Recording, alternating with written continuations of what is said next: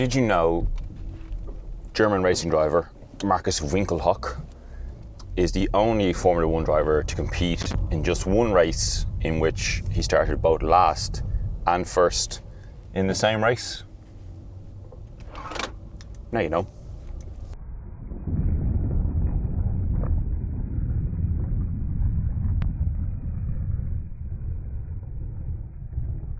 I'm back, as you can see, in my car this time. For one, there's better lighting. We have the best light source in the universe. Well, not the universe, in our solar system anyway, the sun. And also this driver's seat is a hell of a lot more comfortable than the WFH swivel chair I have back at home. So those are two reasons. There's more as to why I'm in the car as well, but we'll get to that shortly. But first, onto some motoring news. Not a whole lot has happened since I last spoke to you. Probably the biggest new car release was the Porsche Taycan Cross Turismo, which wasn't really much of a surprise because we've seen camouflaged ones driving around a certain racetrack in Germany. And also, when they first showed us the concept of the Taycan, a couple of weeks later they showed us the Cross Turismo concept. So the Cross Turismo, it's a Taycan that has some cladding on it and a slightly higher ride height, which can be adjusted up and down, so that you can go up some gravel driveways or some leafy country lanes. It's certainly on the Audi all-road side of crossover rather than, say, a Land Rover Defender. Sure, it has all the same powertrains as the regular saloon Taycan, turbo S, blah blah blah, four-wheel drive. You can only get it in four-wheel drive, actually. I don't think there's a rear-wheel drive option, not as yet anyway. And yeah, all in, I don't know how much the prices are, I didn't write them down. I'm going to assume all in it's a 200 grand car. Part of me wishes they'd just done a normal estate version. But there you go, no doubt it'll sell like hotcakes. It does look kind of good. But again, I would prefer just a normal estate. But yes, if you do need an electric, very, very, very pseudo off-road vehicle that's really expensive, yeah, the Taycan Sport Turismo might be the car. Not Sport Turismo, Cross Turismo. It should have been called a Sport Turismo and just being an estate car. But the Porsche Taycan Cross Turismo might be the car for you. And then kind of new car news, but not really new car news. There's a company in the UK called, well, I think they're UK anyway, Lunaz, Lunaz. And what Lunaz do is they've started converting classic cars with EV powertrains, and they made a big announcement of one of their first production Bentley Continental Flying Spur by Mulliner, an S1 I think it was, or an S2. So it looks exactly like it did in period, which, regal, elegant. And it now has an EV powertrain, so it doesn't have an archaic old V8 that, predates the Industrial Revolution. Some people are crying foul that this shouldn't be a thing. It's bastardizing a classic where numbers are dwindling as it is. I'm in two minds about it. Other people have made EV Ferraris, and the Ferrari 328 and 308 seem to be a very prime candidate for them because there's lots of them and they're not that expensive when it comes to Ferraris. That I don't think I can live with. The engine is probably one of the most important parts of a Ferrari. Enzo Ferrari once famously said, people who worry about aerodynamics don't know how to build engines. But when it comes to something like the Bentley, I'm okay with that. A Bentley's all about waft, silence, comfort, and an EV powertrain suits that perfectly. I'm not sure what the range is. I think you'll be able to get like 200-ish miles out of it. I'm going to turn off my blower here. 200-ish miles. I think it's just got regular. I don't know. All these EV numbers really don't mean much to me. But it's plenty. But sure, I'm all for it. I've said before, something that, well, in my price bracket is putting it quite strongly. But I would like to do something similar to a Citroen DS, because again, the powertrain isn't really what's important. It was just all about wafting on its hydropneumatic suspension and the way it looks. So yeah, I'm all for classic EV conversions, just for the right cars. And then a small other bit of motoring news that cropped up during the week, although there wasn't a whole lot going on. There was a Ferrari Prototype spotted out in and around Maranello. It looks like a LaFerrari, but with a disguise wrapped around it. Some of the proportions are a little bit different, but basically, from what we can gather, this is the prototype for whatever Ferrari's next hypercar is going to be. People are saying it's due to probably launch in 2023, which would coincide nicely with Ferrari returning to Le Mans. So whether there'll be a road-going version of whatever their Le Mans prototype is going to be, it's yet to be seen. No doubt it will be hybrid assisted, just like the LaFerrari was, but more so. And no doubt it'll be absolutely fantastic. So more on that when it comes. Now I'm going to take a little intermission because I have to put fuel into my BMW. So one moment, please.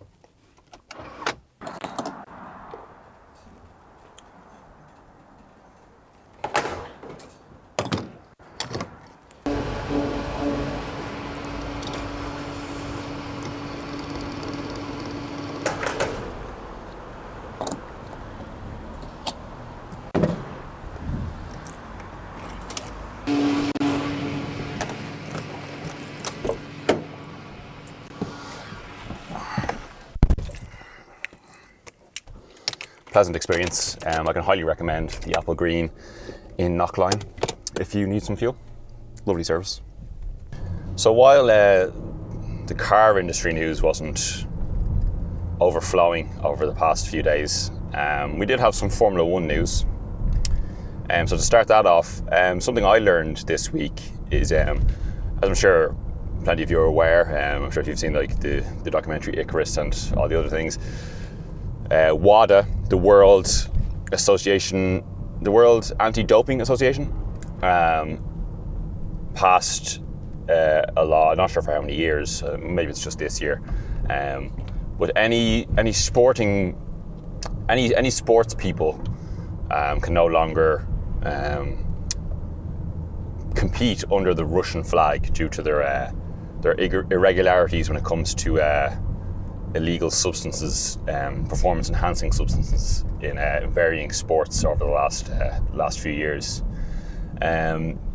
So, although we won't see Daniil Kvyat, the Russian Formula One driver of the last few seasons, on the grid this year, he's going to be a reserve driver for.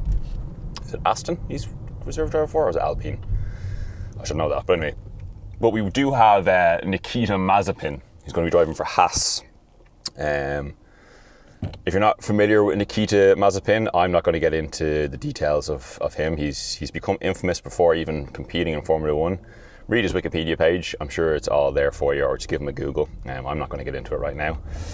But yeah, he won't be able to race under the Russian flag. I'm not 100% sure what flag he is going to be racing under. But yeah, just thought I'd bring that up. So yeah, Formula One cars that were launched. So firstly, we finally got the Aston Martin. The Aston Martin Formula One car is going to be driven by Lance Stroll and four-time world champion, former Ferrari and Red Bull driver Sebastian Vettel. The team is now owned by Lawrence Stroll, who is Lance Stroll's father, a multi-billionaire Canadian. I don't know how he made his money, but he has plenty of it. Yeah, they released the car, and unsurprisingly, it's green. Aston Martin, and people say it's British Racing Green, but there isn't actually any particular shade of green that is British Racing Green. Yeah, it's an okay livery. You can tell from some of the press shots with the team wearing the team wear. The team wear has the British Racing green, and then the pinstriping is all this kind of a luminous lime green that Aston have become infamous for in their different racing categories over the last few years. Even when they launched the most recent Vantage, the press car was in that colour. So all the team wear has that colour combo, but BWT, who are a water filter company, I think, somewhere in Europe, who sponsored Racing Point, which was what the team used to be called, and Force India, and quite infamously ran pink liveries. And apparently they weren't going to continue their sponsorship with the now Aston Martin team, and we're talking to Williams and Haas. But then apparently last minute they did decide to continue their sponsorship with Aston Martin. So some pink touches were added to the Aston Martin car, which is okay, but the lime green would have been better. But anyway, the Aston Martin essentially, as was last year's Racing Point, it's a bit of a copy and paste of the previous year's Mercedes as much as they can within the limits of legality. They did pretty well last year. They got fined for copying some parts of the Mercedes car last year, which means they were fined and they lost some championship points. Both Lance Stroll and their lead driver Sergio Perez, who's now racing for Red Bull, they both had to miss a couple of races due to contracting the coronavirus, and they only missed out on third place in the Constructors' Championship. I think it was by 11 points or something. It was very small, and if it weren't for all those little mishaps, they easily would have finished third. But yeah, I'm rambling a bit now about Racing Point because I want to talk about so green. Yeah, so the green colour of the car is good because it kind of brings full circle, because that team, Aston Martin, last year and the year previous was Racing Point, which was a bit of a stopgap name when Lawrence Stroll bought out the team. And before it was Racing Point, it was Force India, when it was owned by the somewhat interesting business mogul Vijay Mallya from India, and he had some financial troubles, and yeah, that kind of went a little bit tits up. Before it was Force India, it was Spiker first. And when it was under the guise of Spiker, that's when Marcus Winkelhock drove for them. He drove one Grand Prix. He drove the 2007 European Grand Prix, which was at the Nürburgring. It pissed rain, so he started last. They decided on the formation not to bring him in for wet weather tyres, which then when the race started itself, all the other teams bailed into the pits to get wet weather tyres, and he ended up in the lead of the race. And he stayed there up until the race was red flagged for being too wet and people were spinning off all over the place. And they then decided to gamble and keep him on wets for the restart, which was a bad idea. And eventually he got overtook, and I'm not even sure if he finished the race. He wasn't kept on anyway. He was only in for one race. He replaced Christian Albers, and then he was replaced by Sakon Yamamoto, because Sakon Yamamoto came with more sponsorship money, and for a small team like Spiker, they needed every penny they could get. Anyway, previous to Spiker, it was called Midland for one season, and then before it was Midland, it was the infamous, as I'm sure you're all aware of, Jordan Grand Prix, the Irish Formula 1 team, who were most famous for their black and yellow liveries, which were brilliant, Buzzing Hornets, etc., etc. But when they first started in 1991 with, and I won't have any arguments about this, the best looking Formula 1 car of all time, the Jordan 191, the first car that Michael Schumacher ever drove, first Formula 1 car he ever drove, I should say. But yes, so the Jordan Formula 1 team, in its very first season in 1991, with the beautiful Jordan 191, was a green racing car. Yes, because they were Irish, which was great, but it was actually mostly because the ever ambitious Eddie Jordan managed to strike a deal with PepsiCo to get 7-Up to sponsor that first Jordan Formula 1 team. In a mark of respect to that Jordan Formula 1 car, the Jordan 191, I have to take my shoes off. I am wearing, I'll be able to get these on camera, my Jordan 7-Up, Jordan 191 socks. So it's nice that that's come full circle, because green is a good colour. The last green racing car we had, I think, was the Jaguar, which is a big pile of shit in the early millennium, but it did look good. And then the other Formula 1 car we had released was the Haas. I think it's the Haas VF5. Is this their 5th year? 2014, 15. Anyway, Haas have generally had pretty dull liveries. They've been kind of grey, black and white, which is just the corporate colours of Haas Automation, which is a CNC company owned by team owner Gene Haas. Gene Haas, again, like most independent Formula 1 team owners, he has some interesting business, some interesting career history as a businessman. And they are a little bit cash strapped. They had that one season in 2019 where they were sponsored by Rich Energy, which brought the black and gold colour scheme back to the Formula 1 grid, which is always good. Again, I'm not going to go into the debacle that was Rich Energy. Again, if you want to Google that one, it's a good laugh. Actually, I think there's a whole episode of season 2 of Drive to Survive about that whole saga, which is worth a watch. That's beside the point. That all went tits up, that sponsorship deal, and they went back to their really dull colours again last year. But this year they've gone for a new livery, and it's a livery that is based on a company called Urquhart, something or other. Anyway, it's the company that makes potash. I think it's the largest potash company in the world. And it's owned by Nikita Mazepan, who was their new driver. It's owned by his father. And the colour scheme is, remember I was saying about the WADA not being able to race under the Russian flag. Now that rule goes for both drivers and teams. But yeah, here's the new livery. Interesting. Yes, that's the Formula 1 news. We have one more Formula 1 car left to see, and it's the big one. It's the boys in red. But anywho, as I spoke about earlier, the reason I'm in my BMW for this video is because a little bit of an update. You may remember a few weeks ago I did a little update video where I told you about how I put it into a ditch in the snow. Well, there's no other way to put it. I managed to put it in a ditch again. I'll put the picture in now. Now, this one was actually even more embarrassing because at least, I was going a little bit too quickly in the snow, and that's why I ended up in a ditch. But I am blaming the conditions on that one.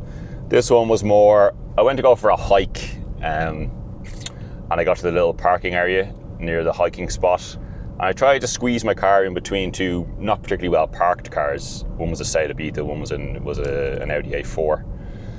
And I was a little over ambitious, and there was a bit of a dip in the gravel car park that I didn't see. The car ground out, which meant when I tried to reverse, I couldn't get any traction. Then when I tried moving forward, that was a big mistake, and I completely beached the car, and it just wouldn't get out of the gravel, and it really, really dug itself in. So I had to leave it there for a couple of days and then trek back down a mountain. And thankfully I managed to get a family friend, Webb Auto Services, who are a body shop in Bornabrina. Shout out to them.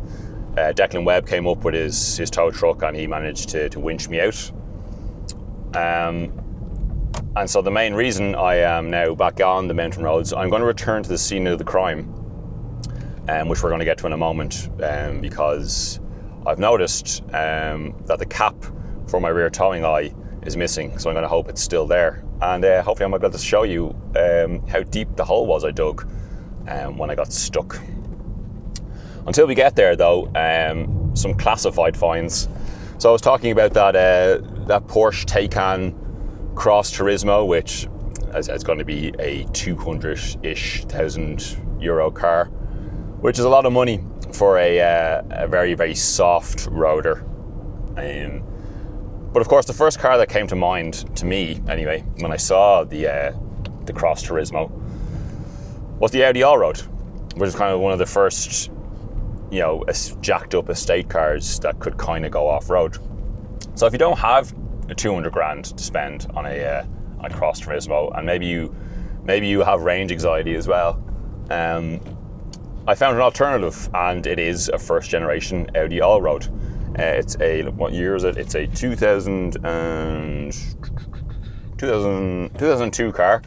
It has 200,000 kilometers on it. It's the 2.5 litre TDI. Now the Allroad, especially when it comes to the adjustable suspension and stuff, it's been known for its faults, but this one looks to be in pretty good condition. It is on Polish plates, and it is right-hand drive, and it's got a wooden steering wheel. Interesting. Definitely worth investigating as to how all of those things came together. But one of the key things about it is it's a manual, because most of them are actually automatic. So that could be a nice car, because it's up there for €2,500. If it's all legit, that could be a nice little daily driver, something I might even consider myself if I'm brave enough. And then my classified find of the week